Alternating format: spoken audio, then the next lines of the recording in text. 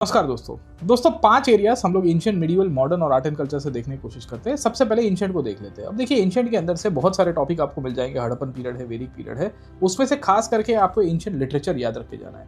Ancient literature के अंदर Sanskrit literature हो, पाली लिटरेचर हो, प्राकृत लिटरेचर हो या कोई भी प्रकार का रीजनल लिटरेचर हो, वहाँ आपको अच्छी तरह से रिवाइज करके जाना पड़ेगा। वहाँ मैच द फॉलोइंग आने की शक्यता है। दूसरा, एंशिएंट के अंदर से आप देखोगे तो आपको पूछा जाता है वो है आपका बुद्धिज्म, जैनिज्म, बहुत फेवरेट टॉपिक है। रिलीजियस फिलॉसफीज, उसको अच्छी तरह से डेप्थ के अंदर से करके जाना। तीसरा, अगर आप आइडेंटिफाई करने की कोशिश करोगे तो आपको मैपिंग पूछता है, पोर्ट्स की पूछता है, location, important centres, cultural centres के ऊपर से भी आपको सवाल आते रहते हैं। तो वो भी एक हमारे लिए एंशिएंट के लिए इंपॉर्टेंट एरिया बन जाता है, खास करके कैपिटल से, रीजन से। जैसे आपको महाजनपद के ऊपर भी पिछली बार सवाल पूछा था कि मैच द फॉलोइंग के अंदर कि कौन सा महाजनपद कौन सी नदी के किनारे है, राइट। इसके सिवाय अशोकन एडिक्स है, अशोक के बारे में, और गुप्ता पीरियड के अंदर जो क्लासिकल पीरियड है उसके केस में आपको अच्छे से जाना है, एडमिनिस्ट्रेटिव टर्म्स के साथ, है ना। और इंस्क्रिप्शन को भी एक बार देख लीजिएगा। तो ये तो मेजर एंशिएंट के ऊपर हो गए। इसके सिवाय दूसरा, अगर आप फोकस करने की कोशिश करोगे मिडिवल के अंदर, मिडिवल में मुझे लगता है कि भक्ति सूफी मूवमेंट बहुत ही ट्रेंड है।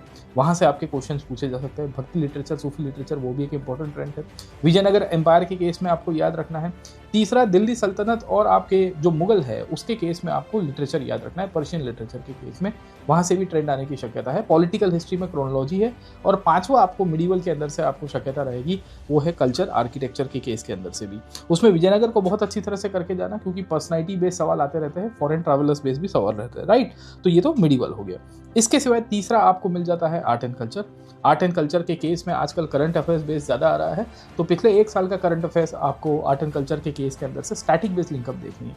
जैसे यूनेस्को के द्वारा कौन सी टेंजिबल, इंटेंजिबल हेरिटेज की साइट्स को इंडिया में रिकॉग्नाइज किया गया है, या इसके केस में ही अगर आप आइडेंटिफाई करोगे तो टेम्पल्स इन न्यूज़ है, प्लेसेस इन न्यूज़ है, उसकी थोड़ी बहुत थियरी आपको याद रख देनी है।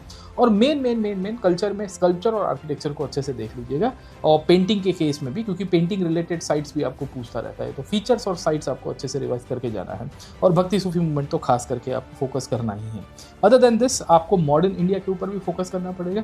मॉडर्न इंडिया का आजकल अभी ट्रेंड चल रहा है नेशनल मूवमेंट के रिलेटेड, तो नेशनल मूवमेंट के रिलेटेड क्रोनोलॉजी आप अच्छे से कर दीजिएगा, खास करके गांधीयन फेज के ऊपर से, नॉन कॉपरेशन, सिविल डिसोबीडियंस, उसके जो फीचर्स है वो, गांधी वर्सेस कुछ पर्सनैलिटीज के केस में भी, और जो कॉन्स्टिट्यूशनल हिस्ट्री है मॉडर्न हिस्ट्री में उसको भी आप अच्छे से करके जाना।